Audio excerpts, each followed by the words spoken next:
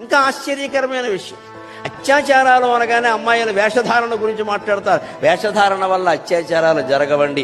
ద్రౌపది ఏ వేషధారణ తప్పు చేసిందని సైంధవుడు మానభంగం చేశాడు. సీతాదేవి ఏ వేషధారణ తప్పు చేసిందని? సీతాదేవి ఏమైనా జీన్స్ ప్యాంట్ వేసిందని రావణాసురుడు ఎత్తుకుపోయాడా?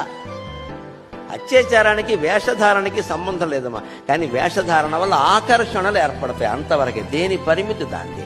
ఆకర్షణలు ఏర్పడతాయి. బయట ఇలా కప్పుకున్న పరిస్థితి వేరు, విప్పుకుంటే పరిస్థితి వేరు చెప్పక్కల్లా. అది ఎవరికి వారే ఆలోచించుకోవాలి, ఎవరు బలవంతంగా చెప్పేది కాదు. హిందూ ధర్మంలో ఎప్పుడు చెప్పి ఒప్పించు అని ఉంటుంది తప్ప కత్తి ప్రయోగించమని మాకు చెప్పలేదమ్మా. మా మాటలే అలా ఉపయోగిస్తామంతే. నేను ఇప్పుడు ఈ వేషంతో ఇలా ఉండి, ఈ పంచె కండువ ఇలా ఉండి, ఇలా ఆభరణాలు ఇలా ఉండి మాట్లాడడం వేరమ్మా. ఒక ఎర్ర బనీను తెల్ల డ్రాయర్ వేసుకొచ్చి మాట్లాడితే ఎలా ఉంటుంది అక్కడ? అప్పుడు ఇదే కరికిపట్టి నరసింహారావు, అప్పుడు ఇవే పద్యాలు. ఏం లేదమ్మా, ఒట్టి డ్రాయర్ బనీను వేసుకొచ్చాడు. మీరు రాని